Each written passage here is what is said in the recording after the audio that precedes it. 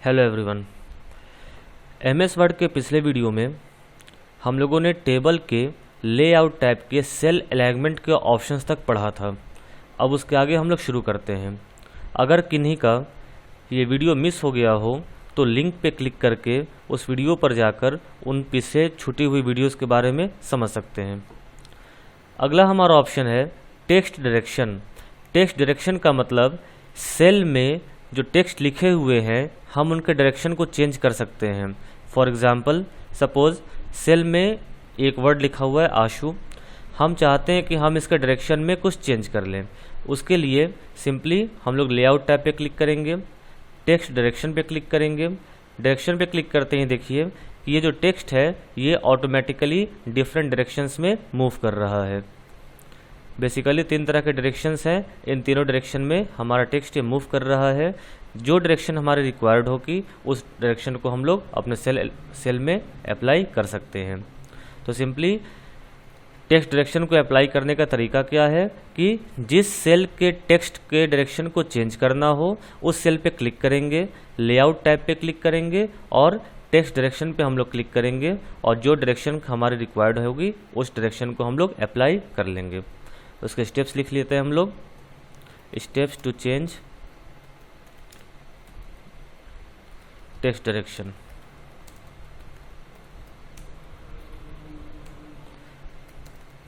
Click in the cell of which you want to change the direction of text. Click on layout tab, click on text direction button. ये simple step है, फिर से देख लेते हैं। Suppose इस cell में हमारा कोई वर्ड लिखा हुआ हो, सपोज यहाँ हम टेबल लिखे हैं हम लोग, हमें इसके डायरेक्शन को चेंज करना है तो सिंपली हम लोग इस सेल पे क्लिक करेंगे, लेआउट टैब पे क्लिक करेंगे और उसके बाद टेक्स्ट डायरेक्शन पे क्लिक करेंगे और जो डायरेक्शन हमें अप्लाई करनी होगी उस डायरेक्शन को हम लोग सेलेक्ट कर सकते हैं। अगला हमारा ऑप्शन है सेल मार्जिन। सेल मार्जिन क्या होता है हम लोग देख लेते हैं। Cell margin basically layout tab में सेल मार्जिन का इस्तेमाल किया जाता है। जैसे यहाँ पर हमने एक वर्ड लिखा तो आप अब यहाँ पर ये गौर करेंगे कि ये जो वर्ड है ये सेल के जो बॉर्डर है ये बॉर्डर से बिल्कुल अटैच है। हम ये चाहते हैं कि ये वर्ड जो लिखा हुआ है वो टॉप बॉटम लेफ्ट राइट ये हर तरफ से कुछ मार्जिन के बाद हमारा टेक्स्ट लिखा हुआ। जैसे फॉर एग्जांपल हम लोग सेल मार्जिन पे क्लिक करते हैं और सेल मार्जिन पे क्लिक करने के बाद देखिए यहाँ पर सेल मार्जिन में 4 तरह के ऑप्शन आ रहे हैं, top bottom left and right. अभी यहाँ पर टॉप से 0 सेंटीमीटर और बॉटम में 0 सेंटीमीटर है। हम दोनों तरफ से मार्जिन को बढ़ाते हैं। सपोज हम लोग यहाँ पे कर दिए टॉप 0.2 सेंटीमीटर और बॉटम को भी हमने कर दिया 0.2 सेंटीमीटर। जैसे ही मौके पे क्लिक करेंगे तो आप देखेंगे कि टॉप और बॉटम में ये कुछ स्पेस को ये छोड़ देगा। जैसे ओके पे क्लिक करते हैं ये देखिए, तो ये हम लोग का सेल मार्जिन होता है। सेल मार्जिन का मतलब कि सेल बॉर्डर से टॉप बॉटम लेफ्ट और राइट, सेल बॉर्डर से हमारा जो सेल का टेक्स्ट है वो कितनी दूरी पर रहेगा ये स्पेसिफाई करने के लिए हमें सेल मार्जिन को स्पेसिफाई करना होता है। Cell margin specifies the cell margin of the text from the border of the cell, यानी सेल के बॉर्डर से जो हमारा टेक्स्ट है वो कितने दूरी पर अप्लाइड होगा ये सेल मार्जिन। अगर हम लेफ्ट से भी बढ़ाते हैं, सपोज देखिए लेफ्ट से हमने सपोज 0.3 सेंटीमीटर कर लिया, ओके पे क्लिक करते हैं तो देखिए लेफ्ट से भी ये कुछ स्पेस को 0.3 सेंटीमीटर के स्पेस के बाद लिखना शुरू हुआ। तो सेल मार्जिन होता है कि हमारे सेल के बॉर्डर से कितनी दूरी पर हमारा टेक्स्ट अप्लाइड होगा वो स्पेसिफाई करने के लिए हम लोग सेल मार्जिन का इस्तेमाल करते हैं।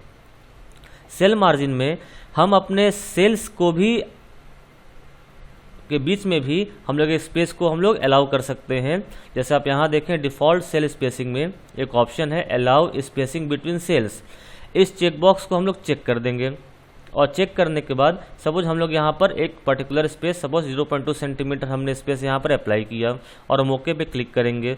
ओके पे क्लिक करते ही आप लोग देखेंगे कि सेल्स ये खुद ब खुद अलग अलग हो जाएंगे। ये देखिए ये होता है स्पेसिंग बिटवीन द सेल्स। यानी इस प्रॉपर्टी को जो भी हमने देखा कि जो हमारा टेक्स्ट है वो सेल के बॉर्डर से ही कुछ मार्जिन पर लिखा जा रहा हो, इसे हम लोग कहते हैं सेल पैडिंग। इसे कहा जाता है सेल पैडिंग। और ये सेल्स के बीच के जो स्पेस हैं इसको स्पेसिफाई करने के टर्म को हम लोग कहते हैं सेल स्पेसिंग। तो यहाँ पर दो टर्म हो गए, सेल पैडिंग और सेल स्पेसिंग। सेल पैडिंग क्या होता है? Cell padding means it specifies the margin of the text from the border of the cell, कि सेल के बॉर्डर से हमारा टेक्स्ट कितने मार्जिन पर होगा। और सेल स्पेसिंग क्या स्पेसिफाई करता है?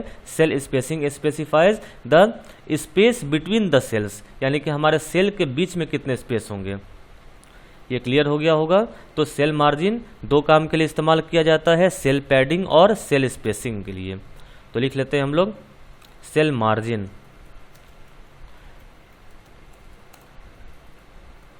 It is used to specifies two properties. First one is cell padding and second one is cell spacing. Cell padding क्या होता है? It is used to specify, not specifies. Cell padding, it specifies the margin of the text from the borders of the cell. और cell spacing क्या specify करता है? It specifies the distance between the cells, कि cell के बीच में कितने distance होंगे ये स्पेसिफाई करता है सेल स्पेसिंग। और टेक्स्ट बॉर्डर के कितने मार्जिन पर होगा ये स्पेसिफाई करता है सेल पैडिंग। तो स्टेप्स टू स्पेसिफाई और apply cell padding: click in the cell or select all cells or select the cells you required in which you want to apply cell padding. Click on layout tab, click on cell margin. A dialog box will appear. Specify the margin from the top, bottom, left and right as per your requirement. Click on okay.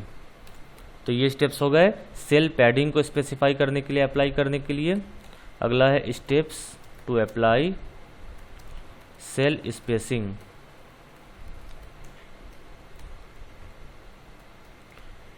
Select the table, click on layout tab, click on cell margin. A dialog box will appear. Check the checkbox. Allow spacing between cells. Specify the margin. Click on OK. ये steps हैं cell spacing को apply करने के। तो cell margin में हमने दो parts देखे, सेल पैडिंग और सेल स्पेसिंग। सेल पैडिंग क्या होता है फिर से रिपीट कर देते हैं। सेल पैडिंग होता है margin of the text from the border of the cell. That means कि ये स्पेस कि बॉर्डर ऑफ द सेल से ये कितने दूरी पर रहेगा। फिर से हम लोग स्टेप करके देख लेते हैं प्रैक्टिकली। सेल पे क्लिक करेंगे, लेआउट पे क्लिक करेंगे, सेल मार्जिन पे क्लिक करेंगे। अभी हम इस बॉर्डर को हटा देते हैं। सपोज हमने इसे कर दिया 0 और इसे भी हमने कर दिया 0। राइट से भी सपोज इसको हमने जो था पहले से ही 0.19 उतना ही इसको हम लोग वापस से कर देते हैं और ओके पे क्लिक करते हैं। तो ओके पे क्लिक करते ही हम लोग देखेंगे कि अभी ये जो स्पेस हमें दिख रहा है ये स्पेस खुद ब खुद कम हो जाएगा। ये देखिए तो ये हो गया सेल स्पेसिंग। और सेल पैडिंग क्या होता है कि अभी जो सभी सेल्स अलग अलग हैं क्योंकि हमने इस सेल्स के बीच में स्पेस को अलाउ किया है। हम इस चेकबॉक्स को अनचेक करके दोबारा से ओके पे क्लिक करते हैं तो देखिए कि ये सभी सेल्स आपस में बिल्कुल अटैच हो चुके हैं। ये हमारा होता है सेल स्पेसिंग। अगला हमारा ऑप्शन है सॉर्ट। सॉर्ट का मतलब होता है कि टेबल के टेक्स्ट को असेंडिंग या डिसेंडिंग किसी भी ऑर्डर में अरेंज करना, जैसा कि हमारी रिक्वायरमेंट है। सपोज़ यहाँ पर हम लोगों ने कुछ लिखा 3 6 1 ऐसा कुछ लिखा हुआ है। अब हम ये चाहते हैं कि ये जो कंटेंट है ये असेंडिंग ऑर्डर में शॉर्ट हो जाए। तो सपोज़ हम इसे सेलेक्ट करेंगे। सेलेक्ट करने के बाद हम लेआउट टैब पर जाते हैं, शॉर्ट पे क्लिक करेंगे। शॉर्ट पे क्लिक करने के बाद यहाँ पर हम लेते हैं शॉर्ट बाय कॉलम 1। ये हमारा कॉलम 1 है, ये कॉलम 2, ये कॉलम 3। असेंडिंग पर हम लोग क्लिक करेंगे, ओके पे क्लिक करेंगे। तो ओके पे क्लिक करते ही देखिए कि ये खुद ब खुद असेंडिंग ऑर्डर में अरेंज हो चुका है। सेम ऐसे ही अगर हमें डिसेंडिंग ऑर्डर में करना हो तो शॉर्ट पे क्लिक करेंगे, यहाँ डिसेंडिंग पे हम लोग क्लिक करते हैं। क्लिक करते ही हम लोग ओके पे क्लिक करते हैं और ये देखिए ऑटोमेटिकली डिसेंडिंग ऑर्डर में शॉर्ट हो चुका है। इसका इस्तेमाल बेसिकली होता है, सपोज़ हम लोगों ने यहाँ पर लिखा नेम, सपोज हमने यहाँ पर लिखा रोल, यहाँ लिखा हमने नेम और यहाँ हमने लिखा सपोज एड्रेस या कुछ भी यहाँ लिखते हैं हम लोग। यहाँ पर ये रोल नंबर सपोज हम ये जम्बल है, रैंडमली लिखे हुए हैं। सपोज यहाँ 56 लिखा हुआ है। यहाँ नेम कुछ भी हम लोग ले लेते हैं, सपोज ABC, और एड्रेस हम लोग ले लेते हैं सपोज XYZ। यहाँ रोल नंबर हम लोग कर देते हैं 12 और नेम हम लोग कर देते हैं मान लीजिए BCD, और एड्रेस सपोज हम लोग ले लेते हैं ABC कुछ भी। और यहाँ पर हम लोग रोल नंबर हमने कर दिया 89, नेम हम लोग कुछ भी ले लिए, सपोज ये नेम हो गया। और सपोज एड्रेस में हम लोगों ने कुछ भी एड्रेस हमने यहाँ भर दिया। अब हम चाहते हैं कि इस टेबल के जो डेटा हैं ये रोल नंबर के हिसाब से असेंडिंग ऑर्डर में शॉर्ट कर जाएं। तो हम लोग क्या करेंगे, सेलेक्ट करने के बाद लेआउट टैब पे क्लिक करेंगे, सॉर्ट पे क्लिक करेंगे। अब यहाँ पर देखिए, चूँकि हमें इस टेबल के जो डेटा हैं उन्हें हमें सॉर्ट तो करना है, लेकिन ये जो पहला जो हमें रो दिख रहा है ये हमारा हेडर रो है, ये अपनी जगह से नहीं हिलना चाहिए। सपोज हम लोग यहाँ पर असेंडिंग पे क्लिक करते हैं और ओके पे क्लिक कर देते हैं। तो चूँकि अभी तो नंबर्स हैं,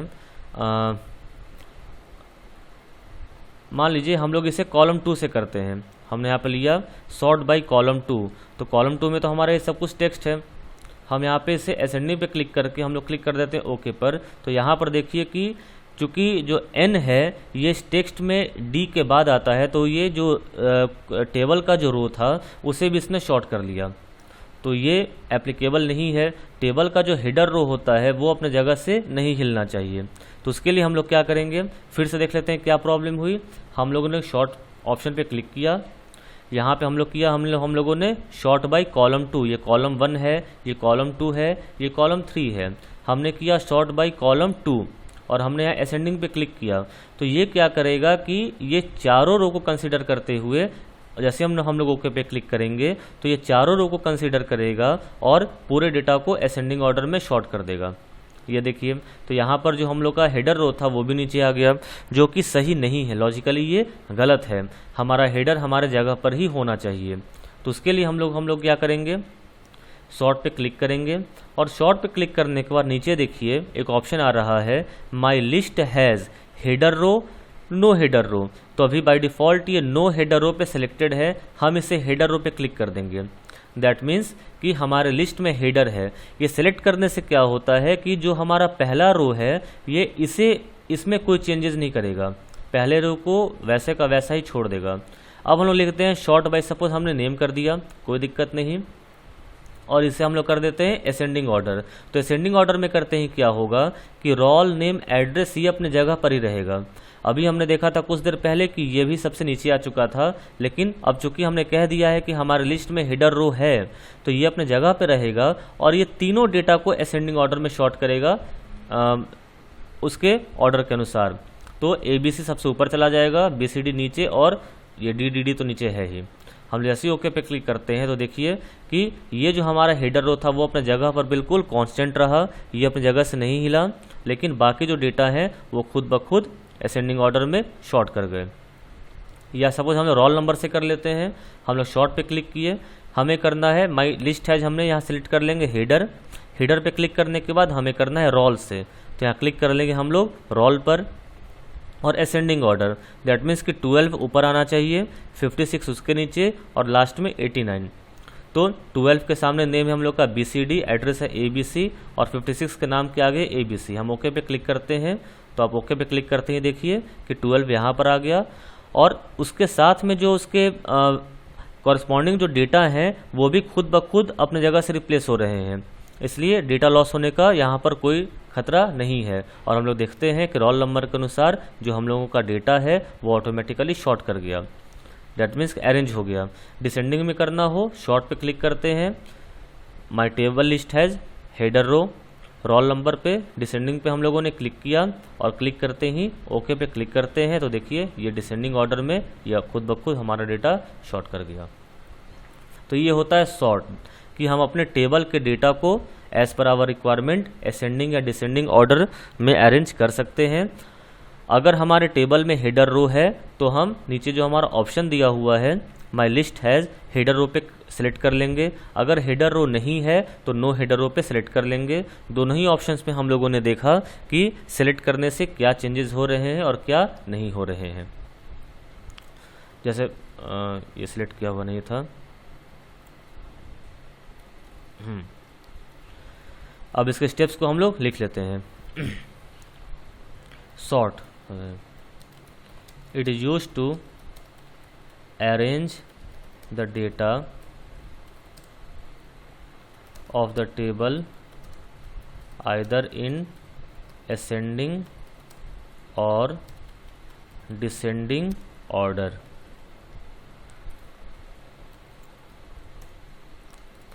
Steps to sort.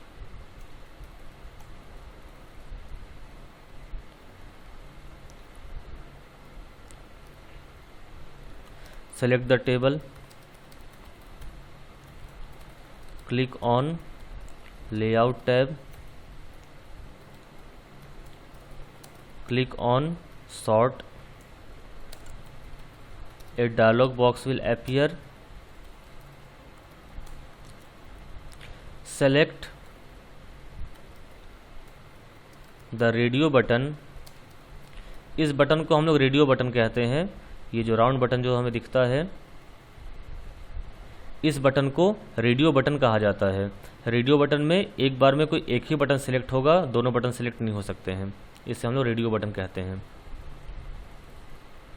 Select the radio button,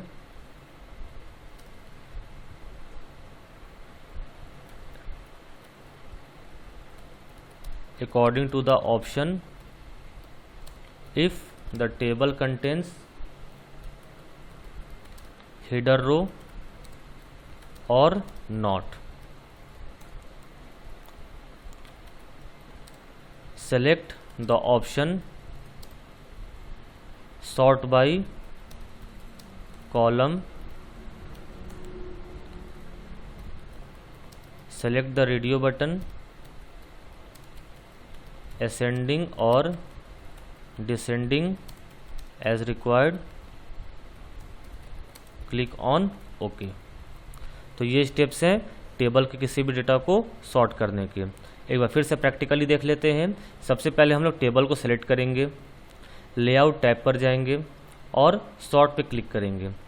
अब सॉर्ट पे क्लिक करने के बाद यहाँ सबसे पहले हम लोग सेलेक्ट करेंगे कि माई लिस्ट हैज़ में हेडर रो है या नहीं है।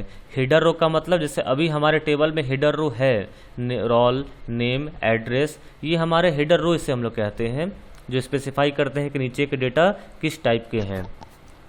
अगर हम लोग यहाँ पर लेते हैं my table my list has no header row, तो अब जो डेटा शॉर्ट होगा वो चारों रो के अकॉर्डिंग होगा, यानी कि इस सभी रो के डेटा को असेंडिंग या डिसेंडिंग ऑर्डर में अरेंज कर देगा। सपोज हम लोग लेते हैं सॉर्ट बाय कॉलम 2, और कॉलम 2 लेने के बाद हम इसे असेंडिंग ऑर्डर पे हम लोग क्लिक कर लेते हैं। तो असेंडिंग ऑर्डर पे क्या होगा, ये जो हम लोग का हेडर रो है ये भी ऑटोमेटिकली सॉर्ट हो जाएगा असेंडिंग ऑर्डर में। ओके पे क्लिक करते ही अब देखिए कि ये नीचे आ गया, जो कि लॉजिकली गलत है। अगर हमारे टेबल में हेडर रो है तो वो नीचे नहीं आना चाहिए, ये सबसे ऊपर ही होना चाहिए और उसके बाकी नीचे के जो डेटा है बस वो शॉर्ट होने चाहिए।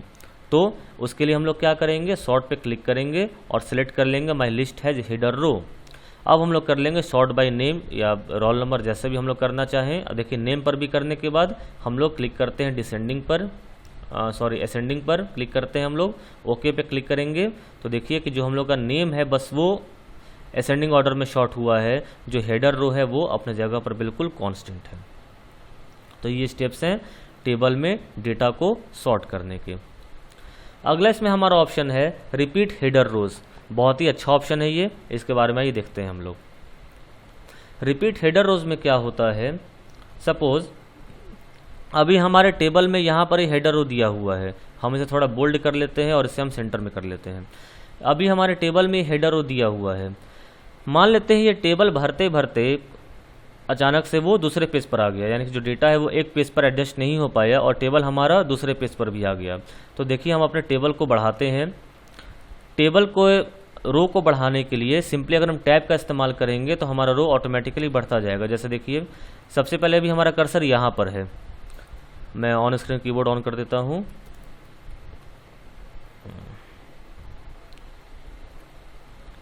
ऑन स्क्रीन कीबोर्ड,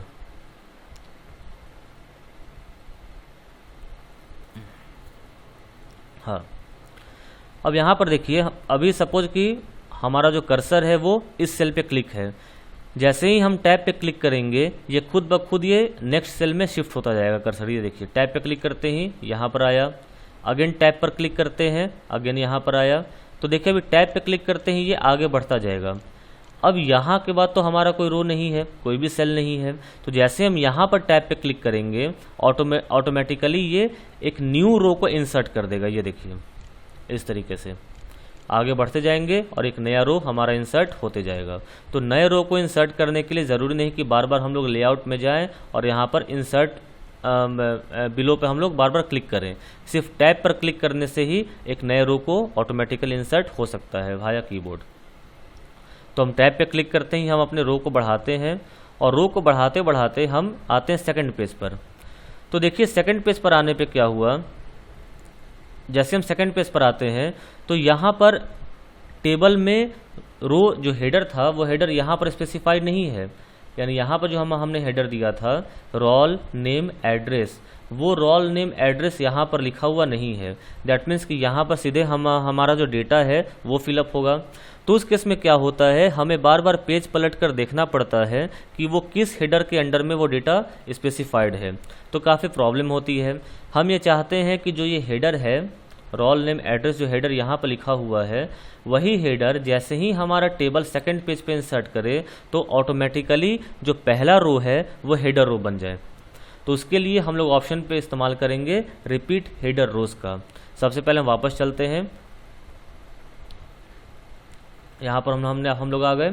अभी यहाँ पर देखिए कि जो रिपीट हेडर रोज का जो ऑप्शन है ये डिजेबल्ड है, ये इनेबल नहीं है, ये हाईलाइटेड अभी नहीं है। ये हाईलाइट तब होगा जब हम लोग अपने हेडर रो पे क्लिक करेंगे, यानी कि किसी भी सेल पर, चाहे रोल पर, नेम, चाहे एड्रेस, किसी भी सेल पे क्लिक कर देंगे। तो देखिए क्लिक करते ही ये जो हम लोगों का ऑप्शन है ऑटोमेटिकली हाईलाइटेड हो गया।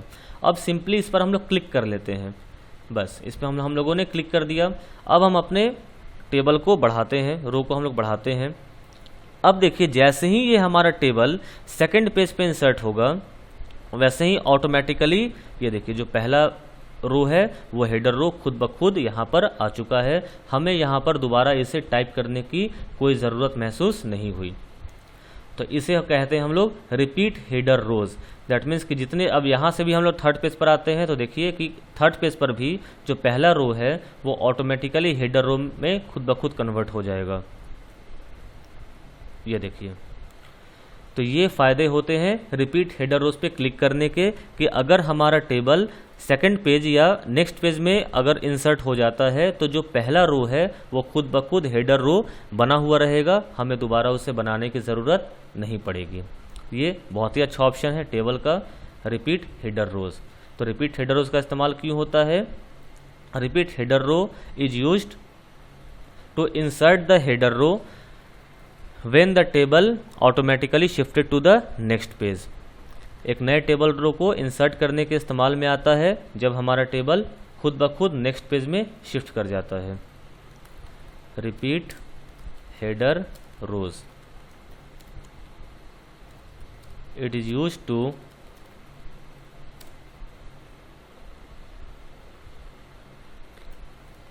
insert header row to the table if the table shifted to the next page। यानी जैसे ही हमारा जो टेबल है वह अगले पेज पर शिफ्ट होता है, यानी कि सेकंड पेज पर वो आता है, वैसे ही वो पहले रो को हेडर रो स्पेसिफाई करने के इस्तेमाल में रिपीट हेडर रोज का इस्तेमाल किया जाता है। तो रिपीट हेडर रो क्या होता है? It is used to insert header row to the table if the table shifted to the next page. Steps to apply repeat header rose.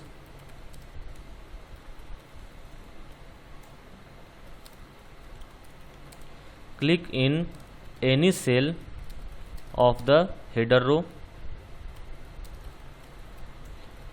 click on layout tab and click on repeat header row, that's it। तो simple सा option है header row को repeat करने के लिए। अगला इसमें हमारा ऑप्शन है convert to text. Convert to text का इस्तेमाल किया जाता है जैसे सपोज यहाँ पर हम लोगों ने कुछ लिखा, नेम, सब यहाँ रोल लिख देते हैं, रोल नेम, और यहाँ पर हम लोग कर देते हैं एड्रेस। सपोज यहाँ हम लोग लिखते हैं रोल नंबर 1 ये आशु, यहाँ पर ABC कुछ एड्रेस हम लोग कर देते हैं। यहाँ पर रोल नंबर 2 सपोज यहाँ पे संदीप, यहाँ पर हम लोग XYZ कोई ऑप्शन एड्रेस कर देते हैं। और रोल नंबर 3 सपोज यहाँ पर हम लोग लिख देते हैं पुष्कर, और यहाँ पर हम लोग सपोज PQR हम लोगों ने कोई एड्रेस यहाँ पर स्पेसिफाई कर दिया। अभी ये जो डेटा है ये हमारे एक टेबल में है। रिक्वायरमेंट ये हुई कि हमें इस डेटा को एज इट इज़ रखना तो है, लेकिन टेबल के फॉर्मेट में नहीं रखना है, एक सिंपल हमें टेक्स्ट के फॉर्मेट में रखना है। यानी कि टेबल के ये जो बॉर्डर्स हैं, बॉर्डर अपने आप हट जाएं, ये सिंपल एक टेक्स्ट के फॉर्मेट में आ जाए टेबल के फॉर्मेट से। तो उसको अप्लाई करने के लिए हम लोगों का ये ऑप्शन दिया हुआ है कन्वर्ट टू टेक्स्ट। सबसे पहले हम टेबल को सेलेक्ट कर लेंगे, क्लिक करेंगे लेआउट टैब पर और क्लिक करेंगे कन्वर्ट टू टेक्स्ट पर। जैसे ही हम लोग कन्वर्ट टू टेक्स्ट पे क्लिक करते हैं तो ये पूछेगा कि अब ये जो डेटा है ये आपको किससे सेपरेट करना है, क्योंकि मल्टीपल डेटा है तो इस डेटा के बीच में कोई स्पेस या कॉमा या कोई भी पंक्चुएशन मार्क्स तो होने चाहिए। तो सपोज हम लोग यहाँ पे ले लेते हैं कि इसे हम लोग टैब से सेपरेट करना चाहते हैं जो हमारी टेक्स्ट है। क्लिक करेंगे ओके पर। अब देखिए ओके पे क्लिक करते हैं, ये हमारा रेगुलर टेक्स्ट में कन्वर्ट हो चुका है। दैट मीन्स ये जो हमारा डेटा टैबुलर फॉर्म में था अब ये टैबुलर फॉर्म से हट चुका है और रेगुलर टेक्स्ट में कन्वर्ट हो चुका है। तो कन्वर्ट टू टेक्स्ट ऑप्शन का इस्तेमाल क्यों होता है? It is used to convert the data from tabular mode to regular text mode. Tabular mode से रेगुलर टेक्स्ट मोड में कन्वर्ट करने के लिए कन्वर्ट टू टेक्स्ट ऑप्शन का इस्तेमाल किया जाता है। तो इसके बारे में लिख लेते हैं हम लोग, convert to text, it is used to convert the data from tabular form to the regular text.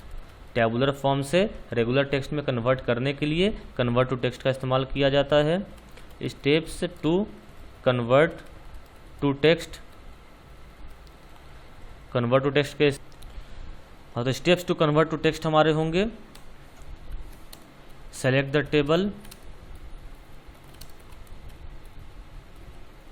Click on layout tab, click on convert to text, a dialog box will appear and select the punctuation marks or any other mode specified to separate the text. तो ये हमारे steps हैं किसी भी tabular data को regular text में convert करने के लिए। अब यहाँ क्वेश्चन ये उठेगा कि अगर टैबुलर डेटा को रेगुलर टेक्स्ट में कन्वर्ट कर सकते हैं तो क्या रेगुलर टेक्स्ट को भी टैबुलर डेटा में कन्वर्ट कर सकते हैं? बिल्कुल। उसके स्टेप्स क्या होंगे? सबसे पहले हम लोग इस डेटा को सिलेक्ट कर लेंगे, क्लिक करेंगे इंसर्ट टेबल, यहाँ हमें ऑप्शन मिलेगा convert text to table.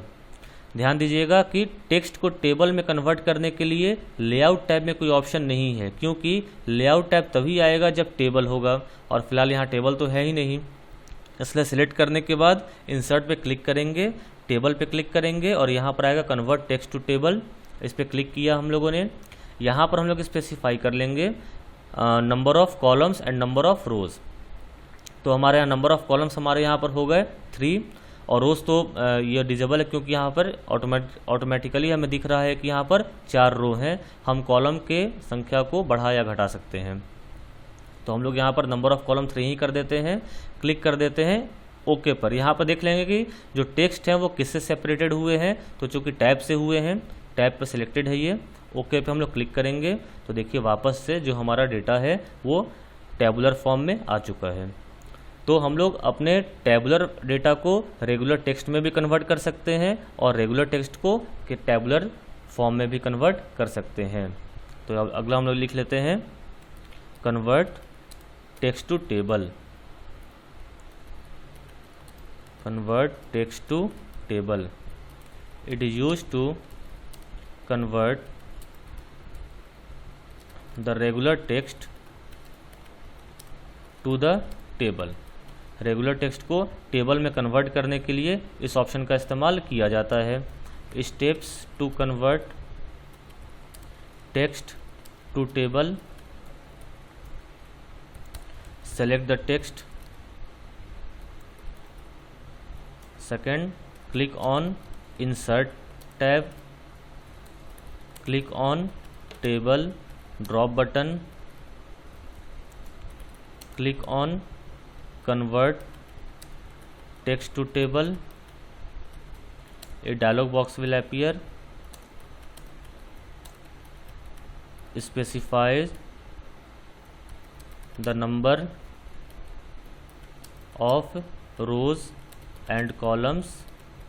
Click on OK. तो ये सिंपल स्टेप्स हैं किसी भी टेक्स्ट को टेबल में कन्वर्ट करने के। अगला हमारा ऑप्शन है फॉर्मूला। फॉर्मूला का इस्तेमाल किया जाता है अगर हमें अपने टेबल में कोई कैलकुलेशन परफॉर्म करना हो तो उसके लिए हम लोग फॉर्मूला का इस्तेमाल करते हैं। जैसे फॉर एग्जांपल यहाँ पर हम लोग कुछ नंबर लिख लेते हैं। हर सेल में हम लोग कुछ नंबर अलग अलग हम लोग यहाँ पर लिख लेते हैं। सिंपल नंबर लेते हैं 1 2 3 4 5 6 7 8 9 सपोज। अब सपोज यहाँ पर हमें कुछ कैलकुलेशंस को परफॉर्म करने होते हैं तो सबसे पहले हमें ये जानना ज़रूरी है कि हम लोग कौन कौन से कैलकुलेशन अपने टेबल में कर सकते हैं। उसके लिए लेआउट टैब पे क्लिक करेंगे और फार्मूला पे क्लिक करेंगे। फार्मूला पे क्लिक करने के बाद यहाँ आप देखिए हमें एक ऑप्शन दिया हुआ है पेस्ट फंक्शन। पेस्ट फंक्शन के ड्रॉप बटन पे क्लिक करते ही आप देखिए इतने सारे फार्मूलाज यहाँ पर दिए हुए हैं, यानी कि हम लोग इतने सारे फार्मूला को परफॉर्म कर सकते हैं, यूज़ हम लोग कर सकते हैं। अभी इस वीडियो में हम लोग इन सारे फार्मूला के बारे में नहीं जानेंगे, हम लोग बेसिक एडिशन सब्ट्रैक्शन के बारे में समझेंगे। लेकिन सारे फार्मूलाज को जब हम लोग एक्सेल का ट्यूटोरियल शुरू करेंगे तो एक्सेल के ट्यूटोरियल में इन सारे फार्मूलाज को हम लोग वहाँ पर पढ़ेंगे और जिस तरीके से एक्सेल में अप्लाई करते हैं ठीक उसी तरीके से इसे हम लोग MS वर्ड में भी अप्लाई कर सकते हैं। तो यहाँ पर अभी हम लोग एडिशन, मल्टीप्लिकेशन, इन सब चीज़ों के बारे में यहाँ पर हम लोग अभी जानेंगे जो सिंपल फार्मूला होते हैं, और बाकी ये जो हेवी जो फार्मूलाज हैं इसके बारे में हम लोग एक्सेल के बारे में समझेंगे। पहले ये समझते हैं कि फार्मूला अप्लाई किया कैसे जाता है। सपोज हमें ये 1 2 3 जो लिखा हुआ है हमें इसका ऐड करके और इस सेल में जहाँ पर अभी ये ब्लिंक कर रहा है यहाँ पर इसे हमें रिजल्ट को, आउटपुट को डिस्प्ले करना है। तो जिस सेल में हमें अपने आउटपुट को डिस्प्ले करना है सबसे पहले हम अपने कर्सर को वहाँ पर क्लिक करेंगे। उसके बाद लेआउट टैब पे क्लिक करेंगे और फार्मूला ऑप्शन पे हम लोग क्लिक किए। फार्मूला ऑप्शन पे क्लिक करने के बाद यहाँ पर देखिए हम इसे पहले पूरा हटा देते हैं। सबसे पहले ये जानना ज़रूरी है कि MS वर्ड हो या एक्सेल हो, फार्मूला हमेशा इक्वल टू साइन से शुरू होता है, यानी यहाँ पर शुरू में हमें इक्वल टू साइन देना ज़रूरी है। सपोज अभी यहाँ पर हम लोगों ने कोई इक्वल टू साइन यहाँ पर नहीं दिया, हम पेस्ट फंक्शन पे क्लिक करते हैं। चूँकि हमें ऐड करना है तो ऐड करने के लिए हमारा फॉर्मूला है सम, SUM। हम अपने लिस्ट में देखते हैं, यहाँ पर हमें दिखा सम, हम लोग सम पे हम लोगों ने क्लिक कर लिया। अब सम पे क्लिक करने के बाद हम सिंपली अभी क्लिक करते हैं ओके पर। जैसे हम ओके पे क्लिक करेंगे ये एरर देगा। ओके पे क्लिक किया अभी हमने, अब यहाँ पे कुछ भी डिस्प्ले ये नहीं कर रहा है। सपोज ओके पे क्लिक करने के बाद भी यहाँ पे कुछ भी डिस्प्ले नहीं हुआ, एक एरर हुआ यहाँ पर। ये इसलिए क्योंकि हमने तो यहाँ पर अभी लिखा सम, इक्वल टू ऐसे हटा देते हैं हम लोग, हमने लिखा सम, लेकिन क्या जोड़ना है तो हमें यहाँ पर पैरामीटर देना होगा। एक पैरामीटर इसका आता है, 4 तरह के पैरामीटर्स आते हैं, एबव, बिलो, लेफ्ट, राइट। ये 4 तरह के पैरामीटर आते हैं फॉर्मूला में इस्तेमाल करने के लिए MS वर्ड में। एबव का मतलब जैसे हमारा कर्सर यहाँ पे क्लिक कर रहा है, हमें यहाँ पर आउटपुट चाहिए, जैसे हमें आउटपुट हमें इस सेल में चाहिए, दैट मीन्स कि इस सेल के ऊपर जितने भी नंबर हैं उन सभी को ऐड करना है, तो इसके लिए हमारा पैरामीटर हो जाएगा एबव।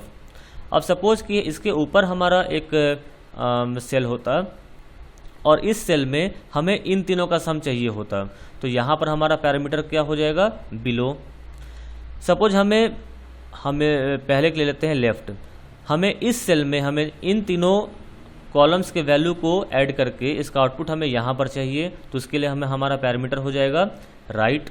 और अगर हमें इस सेल में यहाँ पर इन तीनों नंबर्स को जोड़कर हमें यहाँ पर डिस्प्ले करना हो तो इसके लिए हमारा पैरामीटर क्या हो जाएगा, लेफ्ट। यानी कि सेल के डायरेक्शन के अनुसार किस सेल में हमें अपने आउटपुट को डिस्प्ले कराना है और हमारा डेटा उसके ऊपर है या नीचे है या बाएं है या दाएं है, इस पर डिपेंड करेगा कि हमारा पैरामीटर क्या होगा। अगर जिस सेल में हमें अपने आउटपुट को डिस्प्ले करना है डेटा उस सेल के ऊपर हुआ तो हमारा पैरामीटर हो जाएगा एबव। जिस सेल में हमें अपने आउटपुट को डिस्प्ले करना है डेटा अगर उसके नीचे है तो हमारा पैरामीटर हो जाएगा बिलो। अगर डेटा राइट हैंड साइड वाले सेल्स में है तो हमारा पैरामीटर हो जाएगा राइट, और अगर डेटा लेफ्ट हैंड साइड वाले सेल्स में है तो हमारा पैरामीटर क्या हो जाएगा, लेफ्ट। तो अभी हमें अपने आउटपुट को इस सेल में चाहिए, यानी कि जो हमारा डेटा है वो इस सेल के ऊपर है, तो यहाँ पर पैरामीटर क्या बनेगा, एबव। तो अभी हम फार्मूला पे क्लिक करते हैं, हम इसे पूरा हटा लेते हैं, हम क्लिक करते हैं, हम सिलेक्ट कर लेते हैं अपना ऑप्शन कौन सा, सम। जैसे हम लोग सम पे क्लिक करते हैं और यहाँ हम डालते हैं एबव, ABOVE, यानी कि सम कीजिए किसको, इनके ऊपर जो डेटा है उनको। हम क्लिक करते हैं ओके पर, तो देखिए ओके पे क्लिक करते हैं, यहाँ पर हमारा कोई ऑप्शन नहीं आया, कोई भी हमारा आउटपुट नहीं आया, क्योंकि हमारा ये फॉर्मूला ही गलत है। फॉर्मूला जब भी शुरू होता है तो इक्वल टू साइन से शुरू होता है, हमने यहाँ पर कोई इक्वल टू साइन नहीं दिया। फिर से देख लेते हैं, सम पे हमने क्लिक किया, हमने यहाँ पर एबव पे क्लिक किया, अभी शुरुआत में हमने कोई इक्वल टू साइन नहीं दिया, मौके पे क्लिक करते हैं, हमारा कोई आउटपुट यहाँ पर डिस्प्ले नहीं करता है। अब यहाँ पर देखिए कि उसके आगे यहाँ पे क्या लगा हुआ है, इक्वल टू साइन लगा हुआ है। अब हम ओके पे क्लिक करते हैं, तो क्लिक करते देखिए हमारा आउटपुट यहाँ पर आया 6, दैट मीन्स 2 + 1 3 + 3 6। इन सभी नंबर्स को इसने जोड़ा और यहाँ पे हमें आउटपुट दिया 6। तो यहाँ पर एक बार दो बातें क्लियर हुई।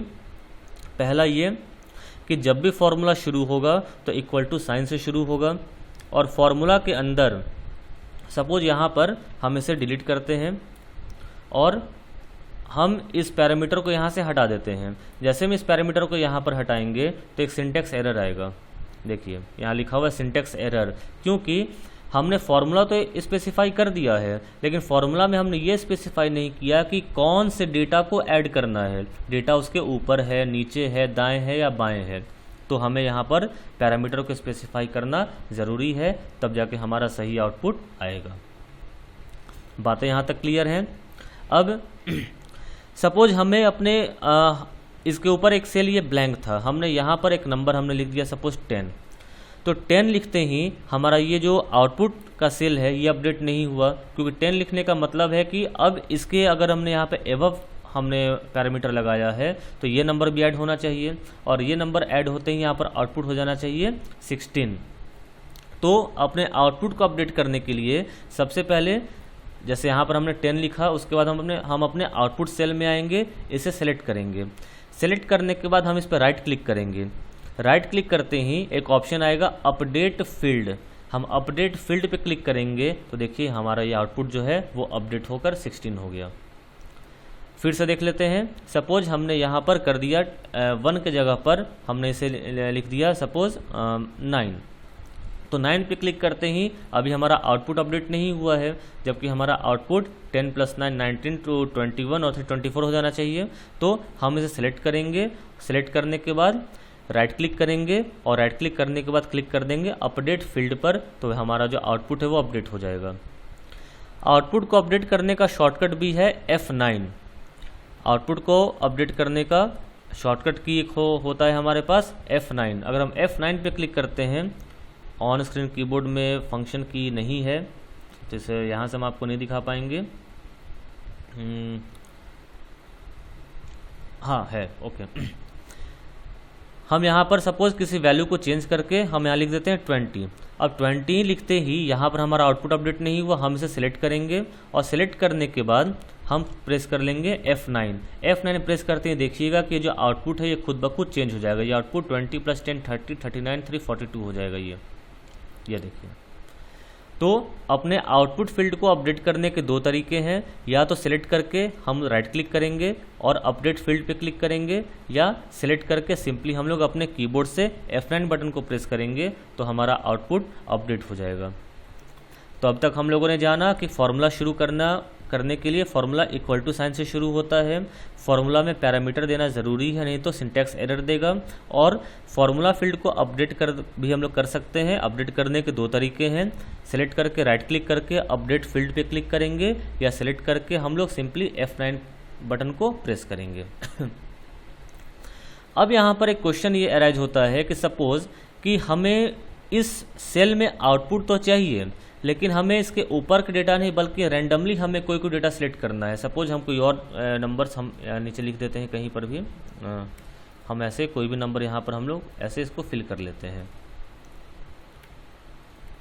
हाँ, अब सपोज हमें जो आउटपुट चाहिए इस सेल में चाहिए, हमें ऐड करना है, लेकिन जैसे 67 ऐड करना है इस सेल में से, फिर यहाँ से हमें 5 को ऐड करना है, फिर हमें 23 को ऐड करना है और फिर हमें 78 को ऐड करना है। दैट मीन्स कि हमें अलग अलग कॉलम्स के अलग अलग रो के डेटा को हमें ऐड करना है। तो इस केस में हम ना तो अप का इस्तेमाल कर सकते हैं, ना बिलो का इस्तेमाल कर सकते हैं, ना लेफ्ट का और ना ही राइट का। उस सिचुएशन में हम लोग क्या करेंगे, हम लोग रो और कॉलम के नंबर्स का इस्तेमाल करेंगे। जो कॉलम होता है वो अल्फ़ाबेट से काउंट होता है। दैट मीन्स कि जो पहला कॉलम है इसका नेम होता है ए, ये कॉलम ए है, ये बी सी डी ई। ये एक यूनिवर्सल नेमिंग कन्वेंशन है कि कॉलम का जो नेम होगा वो ए से शुरू होगा और रो का नंबर 1 से शुरू होता है। तो ये column A B C D और ई, और ये रो 1 2 3 4 5। तो सपोज ये जो हमारा सेल है, इस सेल का नाम हो जाएगा, सबसे पहले कॉलम का नेम आता है और तब रो का नंबर आता है। तो ये चूंकि हमारा पहला कॉलम है और पहला कॉलम हमारा कौन सा हो गया, ए, और जो ये रो है ये सेकंड रो है, तो सेकंड रो का मतलब हो गया 2। दैट मीन्स कि इस सेल का नाम है A2। ठीक वैसे ही ये जो 5 है, ये 5 का नेम क्या हो जाएगा, तो कॉलम ए बी और ये सी। दैट मीन्स थर्ड कॉलम है तो सी हो गया कॉलम नेम और रो हो गया हमारा 1 2 3। दैट मीन्स कि ये हो गया हम लोगों का C3। ठीक वैसे ही ये जो 23 है, ये 23 का नेम क्या हो जाएगा, ए बी सी डी ई, यानी ई हो गया कॉलम और रो हो गया 1 2, रो हो गया हम लोग का ये 2। दैट मीन्स इसका नेम हो गया E2। ठीक उसी तरीके से ये जो 78 है, 78 का नंबर नेम हो जाएगा, तो कॉलम हम लोग का हो गया ये ए बी सी डी और ई, और रो हो गया 1 2 3 4। दैट मीन्स कि E4। तो इन सेल्स के वैल्यू को हमें ऐड करना है, तो सिंपली कुछ नहीं करेंगे हम लोग, सिंपली यहाँ क्लिक करेंगे, लेआउट पर जाएंगे, फॉर्मूला पे क्लिक करेंगे और सम में जहाँ ये पैरामीटर एबव लिखा हुआ है उससे हम लोग हटा देंगे और ये जो सेल्स हैं इसके नाम लिख लेंगे, यानी A2, C3, E2, E4। तो पहले हम लोग देख लेते हैं कि ऐड करने पर मेरा आउटपुट कितना आना चाहिए। 67 + 5 72, 72 + 23 दैट मीन्स 92 + 3 95 और 95 + 8 103 और +70 173, इतना हमारा आउटपुट आना चाहिए। हम ओके पे क्लिक करते हैं तो देखिए ओके पे क्लिक करते ही हमारा आउटपुट 173 यहाँ पर डिस्प्ले करना शुरू कर दिया। तो किसी भी एक्सेल में फॉर्मूला को शुरू करने के से पहले हम लोग इक्वल टू साइन लगाना ज़रूरी है, पहला पॉइंट। सेकंड ये कि फॉर्मूला में पैरामीटर देना ज़रूरी है। पैरामीटर 4 तरह के होते हैं, above, below, left and right. हम लोग रैंडमली भी अपने वैल्यू को ऐड कर सकते हैं। उसके लिए हमें इन चारों पैरामीटर में से किसी पैरामीटर का इस्तेमाल नहीं करना होगा, फिर हमें सेल के नेम का इस्तेमाल करना होगा। सेल का नेम कैसे दे सकते हैं? सबसे पहले कॉलम का नेम और तब रो का नंबर। कॉलम नेम शुरू होता है A से और रो नंबर शुरू होता है 1 से। और थर्ड कि हम लोग अपने आउटपुट सेल को अपडेट भी कर सकते हैं। अपडेट करने के 2 तरीके होते हैं, या तो राइट क्लिक करके अपडेट फील्ड पे क्लिक करेंगे या सेलेक्ट करके F9 पे क्लिक करेंगे। इन दोनों तरीके से हम अपने आउटपुट फील्ड को अपडेट कर सकते हैं। तो ये हमने देखा टेबल में, MS वर्ड के टेबल में फॉर्मूला को इस्तेमाल करने का तरीका। अब इसके ऑप्शंस के बारे में हम लोग लिख लेते हैं। Formula, it is use to perform automatic calculations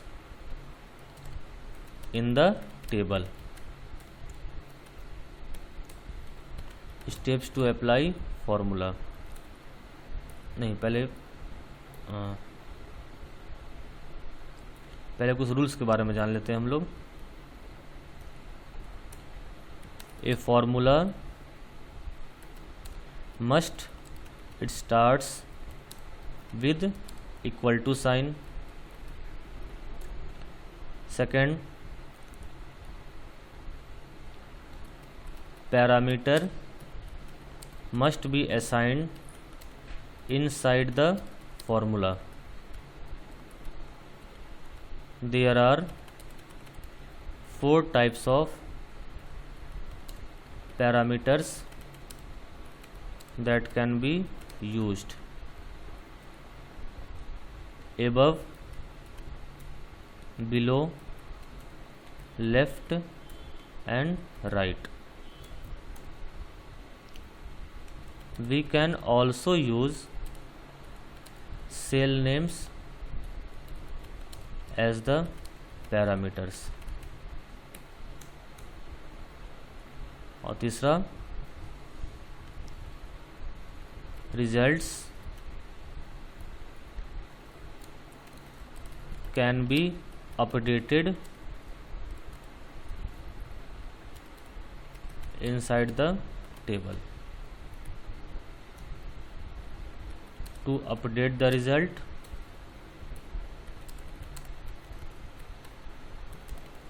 select the output cell data, right click or click on update field, or in place of right click also we can press F9। तो ये rules हो गए formula को इस्तेमाल करने के। अब steps पे आ जाते हैं। Steps to apply formula,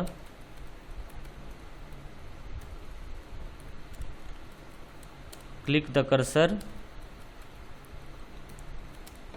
where you want to display the result, click on layout tab, click on formula, a dialog box will appear, select the required formula from paste formula dialog box, drop button, enter the parameter and click on okay. तो ये simple steps हैं MS Word में formula को apply करने के। इन steps को apply करके हम लोग एमएस वर्ड में सक्सेसफुली किसी भी फॉर्मूला का इस्तेमाल कर सकते हैं। तो इस तरह से हम लोगों का एमएस वर्ड में जो टेबल है, टेबल के सारे ऑप्शंस पूरे तरीके से ख़त्म होते हैं। इस वीडियो में इतना ही। अगर किसी ऑप्शन के बारे में समझ में नहीं आया हो तो कमेंट में क्वेश्चन पूछ सकते हैं, वहाँ पर आपको इसका जवाब मिल जाएगा। Thank you.